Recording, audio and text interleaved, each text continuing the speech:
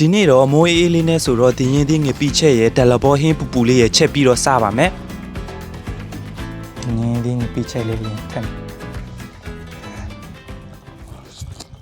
ကဲဒီနေ့ကတော့ပပဒီမှာတော့မနေ့စောစောဈေးသွားတာဒီမှာဈေးသွားရင်းနဲ့ဒီရင်ဒီလေးတွေ့တော့ပေါ့နော်ဒီရင်ဒီငပိချက်ရဲ့ဒီမှာမိုးအေးလေးနဲ့ဆိုတော့ဒလဘောဟင်းချက်ပြီးတော့ထမင်းစားမယ်ပေါ့နော်လိုက်ခဲ့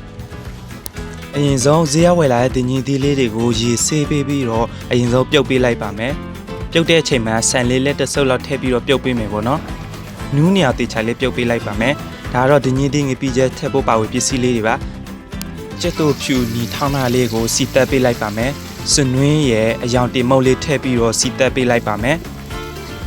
ပြီးတော့ထောင်းထားတဲ့ငရုတ်သီးစိမ့်လေးတွေကိုလည်းထည့်ပေးလိုက်မယ်ပေါ့နော်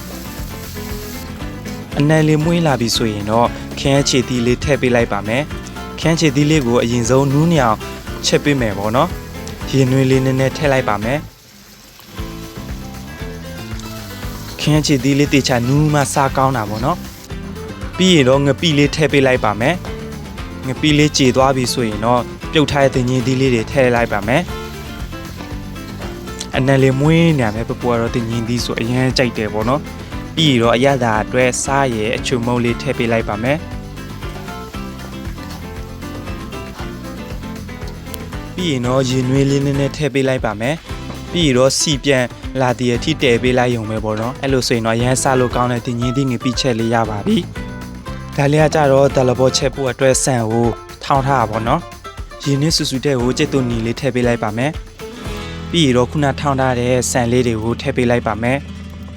ဆန်လေးတွေမခဲသွားအောင်တေချာလေးမွေပေးမယ်ပေါ့နော်ပြီးရင်တော့မြင့်လေးထည့်ပေးလိုက်ပါမယ်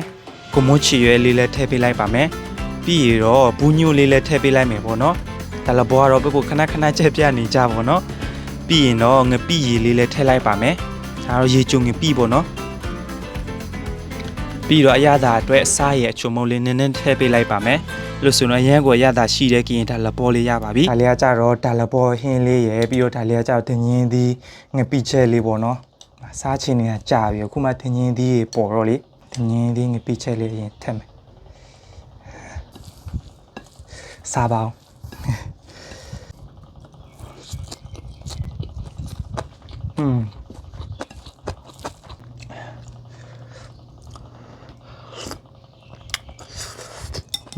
ဒါလည်းဘောလေးကလည်းပူပူလေးလောကဒီတင်ရင်တင်ငပိချက်လေးနဲ့လိုက်နေရောပဲ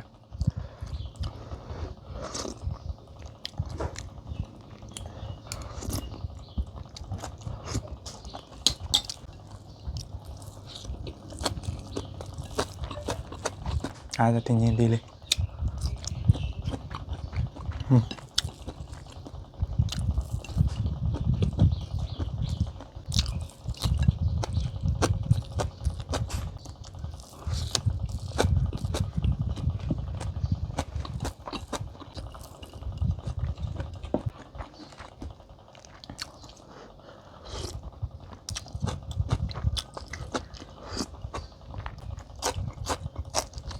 လုံငပိချက်တစ်ခွက်နဲ့ဒီလိုတို့စရာနဲ့ဆိုရင်ရမ်းလိုက်တယ်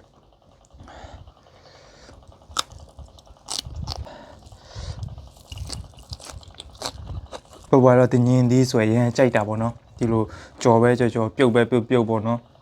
တင်ရင်ဝဲဆိုလည်းရမ်းကြိုက်တယ်ဒါလည်းပေါ်ပူပူလေးနဲ့လောကလိုက်ဖက်နေရပဲ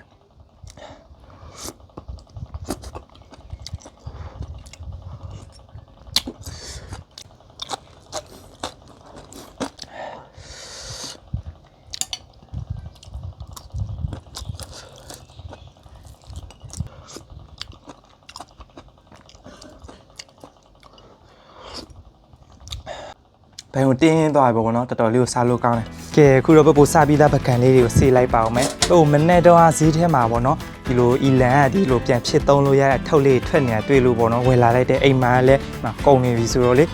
ပပူတို့အိမ်မှာဆိုအမေကအီလန်ပကံဆေးဆက်ပြပဲသုံးတယ်ပေါ့နော်ဆေးရတာပြောင်းလို့ဆိုပြီးတော့ပပူကတော့အရင်ကအမေကိုတက်တာလေးသုံးပါလားဆိုပြီးတော့အိမ်လှုပ်ဆက်ပြစီလေးဝယ်ပေးဖူးရပေါ့နော်ဒါပေမဲ့အမေကမကြိုက်ဘူးတစ်ခါဆေးရုံနဲ့မပြောင်းတော့ခဏဆေးရတော့ပိုကုန်တယ်ပေါ့နော်ဘာမှမထူဘူးပေါ့နော်အီလန်ကကြတော့တစ်ဆက်ဆိုတစ်ဆက်ပဲပေါ့နော်ဆေးရတာပြောင်းလို့အရင်ကသုံးခံတယ်ပေါ့နော်သူကကြတော့အရေးပြည့်တယ်ပြီးတော့ စီများတဲ့ဟင်းတွေဆိုရင်လည်းတစ်ခါဆေးရုံနဲ့ချက်ချင်းပြောင်းလာပဲပေါ့နော်အီလန်ကိုသုံးပြီးတစ်ခါစီရနဲ့ A30 ပြစီတွေမပြောင်းလို့3-4ခါစီရနဲ့တွက်ကြည့်ရင်တော့တူပဲပေါ့နော်အဲ့တော့အမေကအီလန်မဲ့အီလန်ဖြစ်နေရပါတော့ပြီးတော့အီလန်ကခုလိုမျိုးအမြင့်ထွက်အပ်လဲအရင်ကောင်းတယ်ပေါ့နော်ပြီးတော့တံမြန်နဲ့သေးသေးလေးနဲ့ရန်မွေးနေရပဲပေါ့နော်